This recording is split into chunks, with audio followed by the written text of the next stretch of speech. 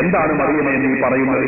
ഇപ്പോൾ പ്രസവിച്ച് വീണ കുഞ്ഞ് എന്ത് സംസാരിക്കാനാണ് എന്ന് പറഞ്ഞ് അവർ കയർത്തപ്പോ ആ തൊട്ടിലിൽ കിടന്നുകൊണ്ട് ഈസ എന്ന് പറയുന്ന കുഞ്ഞ് അത്യുജ്വല പ്രഭാഷണം നടത്തുകയാണ്. തൊട്ടിലിൽ കിടന്നുകൊണ്ട് ഉജ്ജ്വലമായ പ്രഭാഷണം നടത്തുന്നു. ആ കുഞ്ഞ് പറയുന്നു, പരിശുദ്ധ ഖുർആൻ തന്നെ പഠിപ്പിച്ചു കാണാം. സൂറത്ത് മറിയമിന്റെ 30, 31, 32 വാക്യങ്ങളിലായി ഖുർആനിൽ പഠിപ്പിച്ചിട്ടുണ്ട്. അല്ലാഹു പറഞ്ഞു, ഖാല ഇന്നി അബ്ദുല്ലാഹ് ആതാനി അൽ-കിതാബ വജഅലനി നബിയ്യ وجعلني مباركا أينما كنت وأوصاني بالصلاة والزكاة ما دمت حيا وبرا بوالدي ولم يجعلني جبارا شقيا والسلام علي يوم ولدت ويوم أموت ويوم أبعث حيا. അല്ലാഹുവിന്റെ ഖുർആൻ പഠിപ്പിക്കുകയാണ്. ആ കുഞ്ഞ് തൊട്ടിൽ കിടന്നുകൊണ്ട് ഉജ്ജ്വലമായ പ്രഭാഷണം അവിടുന്ന് പറഞ്ഞു, ഖാല ഇന്നി അബ്ദുല്ലാഹ്, ഞാൻ അല്ലാഹുവിന്റെ വിനീതനായ അടിമയാണ്, അല്ലാഹുവിന്റെ അടിമയാണ് ഞാൻ. ആതാനിയൽ കിതാബ അല്ലാഹു എനിക്ക് എന്റെ ഗ്രന്ഥമായ ഇൻജീൽ എന്ന് പറയുന്ന ഗ്രന്ഥത്തെ അല്ലാഹു എനിക്ക് നൽകി കഴിഞ്ഞിരിക്കുന്നു. ഖുർആനാ പറയുന്നത്. ഈസാ നബി തൊട്ടിൽ കിടന്ന് പറയുകയാണ്, ആത്താനി എനിക്ക് അല്ലാഹു നൽകിയിരിക്കുന്നു. ആത്താനി എന്ന് പറയുന്നത് മാലിയായ ക്രിയ, അതായത് കഴിഞ്ഞ കാലത്തെ കുറിച്ച് കുറിക്കുന്ന പദപ്രയോഗം. എനിക്ക് അല്ലാഹു നൽകി കഴിഞ്ഞിരിക്കുന്നു കിതാബ, എന്റെ കിതാബാകുന്ന ഇൻജീൽ എന്ന കിതാബിനെ എനിക്ക് അല്ലാഹു നൽകി കഴിഞ്ഞിരിക്കുന്നു.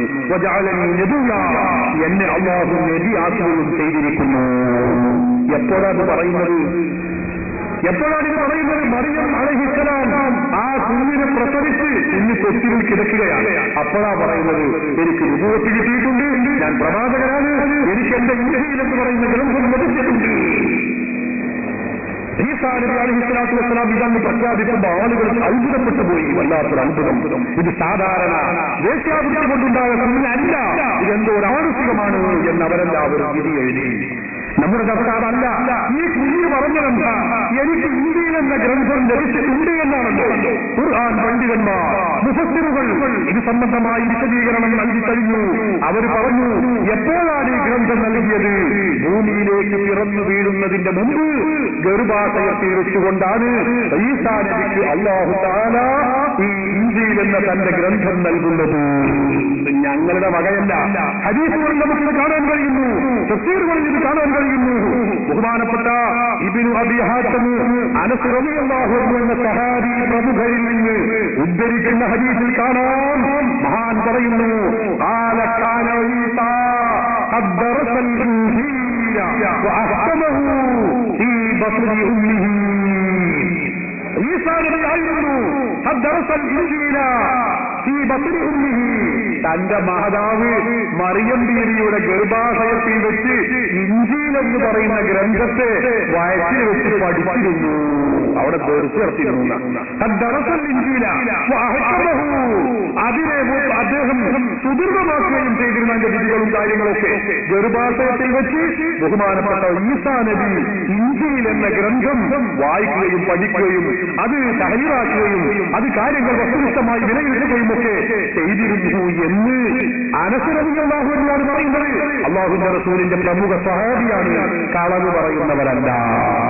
നോക്കൂ നിങ്ങൾ, കഴിഞ്ഞില്ല തഫ്സീർ ദുറുൽ മൻസൂർ, റൂഹുൽ മആനി, ഇബ്നു കസീർ എല്ലാ തഫ്സീറുകളും ഇത് കാണാൻ കഴിയും. വിശുദ്ധ ഖുർആനിൽ പണ്ഡിതന്മാർ തന്നെ പറയുന്നു, ഖാലത്ത് മറിയമു, ബഹുമാനപ്പെട്ട ഹാഫിൽ ഇബ്നു അബീ ശൈബ, ബുഖാരിയുടെയും മുസ്ലിമിന്റെയും ഒക്കെ ഉസ്താദായ ഇബ്നു അബീ ശൈബ, അതുപോലെ ഇബ്നു അബീ ഹാത്തിം, ഹാഫിൽ അബൂ നുഐം, ഇബ്നു അബ്ബാസ് റളിയല്ലാഹു അൻഹുവിന്റെ പ്രമുഖ ശിഷ്യൻ മുജാഹിദ് റളിയല്ലാഹു അൻഹു, ഇവരെല്ലാവരും ഒരു ഉദ്ധരിക്കുന്നത് കാണാം. എന്താണ്? ഖാലത്ത് മറിയമു, മറിയം ബീവി പറയുകയാണ്. എന്താണ് പറയുന്നത്? കുന്തു ഇദാ ഖലൗതു, ഞാൻ ഗർഭം ധരിച്ച്, ഈസാ എന്ന് പറയുന്ന എന്റെ കുഞ്ഞിനെ ഗർഭം ധരിച്ച് ഞാൻ ഒറ്റയ്ക്ക് ഇങ്ങനെ നിൽക്കുമ്പോ, അതായത് എന്റെ കൂടെ ആരും ഇല്ലാതിരിക്കുമ്പോൾ, ഹദ്ദസനി ഈസാ വകല്ലമനി വഹുവ ഫീ ബത്നി, എന്റെ ഗർഭാശയത്തിൽ നിന്നുകൊണ്ട് എന്റെ വയറ്റിൽ കിടന്നുകൊണ്ട് തന്നെ എന്റെ പുത്രനായ ഈസാ പുറത്തുള്ള എന്നോട് സംസാരിക്കുമായിരുന്നു. നോക്കൂ നിങ്ങൾ, വയറ്റിലുള്ള കുഞ്ഞ് പുറത്തുള്ളവരോട് സംസാരിക്കുമോ? സംസാരിക്കും. മഹാത്മാക്കളാണെങ്കിൽ അതിന് കഴിയും. ഹദ്ദസനി ഈസാ, ഈ കുന്തു ഇദാ ഖലൗതു, ഞാൻ ഒറ്റയ്ക്ക് ഈസ എന്നോട് സംസാരിക്കും, വകല്ലമനി ഞാനുമായി സംഭാഷണം നടത്തും, വഹുവ ഫീ ബത്നി ആ കുട്ടി എന്റെ വയറ്റിലാകുന്നു. മകനോ മകളോ ചോദിച്ച നേരത്ത് മകനാർ അഹ്മദും കബീറെന്ന് ചൊന്നോവർ.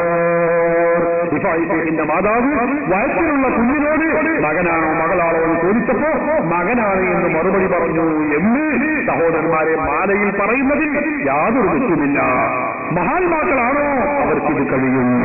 എന്നിട്ടോ മറിയം ബീവി പറയുന്നു, വൈദാ കുന്തു മഅന്നാസി എന്റെ കൂടെ ആരെങ്കിലും ഉണ്ടെങ്കിലോ സബ്ബഹ ഫീ ബസ്രി വകബ്ബറ വഅനാ അസ്മഉ എന്റെ വയറ്റിൽ കിടന്നുകൊണ്ട് എന്റെ കുഞ്ഞ് തസ്ബീഹ് ചൊല്ലുന്നു, തക്ബീർ ചൊല്ലുന്നു, ദിക്റുകൾ നടത്തുന്നു. വഅനാ അസ്മഉ വഹത്തിൽ വെച്ച് ചെയ്യുന്ന ആ കർമ്മം ഞാൻ കേൾക്കുന്നു. ഒരു പദ്ധതിയോടുമില്ല. അപ്പൊ ഗർഭാശയത്തിൽ വെച്ചുകൊണ്ട് കുഞ്ഞ് ഗർഭസ്ഥ ശിശു സംസാരിക്കുക എന്നത് പ്രാമാണികമായി യാതൊരു കുഴപ്പവുമില്ല. അവർക്ക് അല്ലാഹുവിനോട് സംവദിക്കാം, അല്ലെങ്കിൽ മറ്റുള്ളവരോട് സംസാരിക്കാം, ചോദിക്കാം, അപേക്ഷിക്കാം.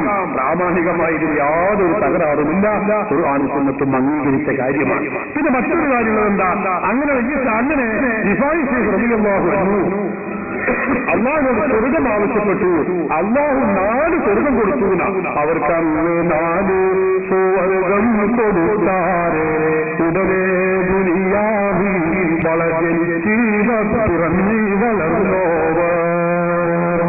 4 സ്വർഗം ഒരാൾക്ക് കൊടുക്കുമോ എന്നാണ്. ഇത് കെട്ടിക്കഥയല്ലേ? അത് വിഭാഗിമാരെയും ഇല്ലാത്തത് ഖുർആനിലും സുന്നത്തിലും ഇല്ലാത്തത് പറഞ്ഞതല്ലേ എന്നാണ് ചോദ്യം. അല്ല, അത് ഖുർആനിൽ ഉള്ളതാണ്. ഖുർആൻ ശരിക്ക് പഠിക്കണമെന്നാണ്. ഖുർആൻ ഞാൻ പറഞ്ഞല്ലോ, ഖുർആനും സുന്നത്തും മുറുകെ പിടിക്കണമെന്ന് പറഞ്ഞ് കട്ടത്തിൽ ഇങ്ങനെ മുറുകെ പിടിച്ചാൽ പോരാ, അത് മറിച്ചു നോക്കണം. പരിശുദ്ധ ഖുർആനിൽ അല്ലാഹു പഠിപ്പിക്കുന്നു, വലിമൻ ഖാഫ മഖാമ റബ്ബിഹി ജന്നതാൻ. അല്ലാഹുവിന്റെ മഖാമിനെ ഭയപ്പെടുന്ന ആളുകളുണ്ടോ അവർക്ക് 2 സ്വർഗമുണ്ട്. ഖുർആൻ പറയുന്നു, വലിമൻ ഖാഫ മഖാമ റബ്ബിഹി ജന്നതാൻ. 2 സ്വർഗം അവർക്കുണ്ട്. എന്നിട്ട് ഖുർആൻ പറയുന്നു, വമിൻ ദൂനിഹിമാ ജന്നതാൻ. അത് കൂടാതെ വേറെ 2 സ്വർഗം വേറെയുമുണ്ട്. 2 2 4. അല്ലാഹുവിനെ ഭയപ്പെടുന്ന ഒരാൾക്ക് തന്നെ 4 സ്വർഗമുണ്ടെന്ന് വിശുദ്ധ ഖുർആൻ പഠിപ്പിക്കുന്നു. അവർക്ക് 4 സ്വർഗം കൊടുത്താരെ ഉടനെ ദുനിയാവിൽ വളർന്ന് ജനിച്ച് വളർന്നോവർ. പ്രാമാണികമായി ഇതിന് യാതൊരു തകരാറുമില്ല. മാലയിലുള്ള മുഴുവൻ കാര്യങ്ങളും സുന്നികൾ അംഗീകരിക്കുന്ന മാല ഏതുണ്ടോ അതിലുള്ള മുഴുവൻ കാര്യങ്ങളും വസ്തുനിഷ്ഠമാണ്, പ്രമാണബദ്ധമാണ്. നിഷേധിക്കാൻ ആർക്കും കഴിയില്ല. ചോദ്യം കുറച്ച് നീണ്ടതുകൊണ്ടാണ് മറുപടി ഇത്രയും നീളേണ്ടി വന്നത്.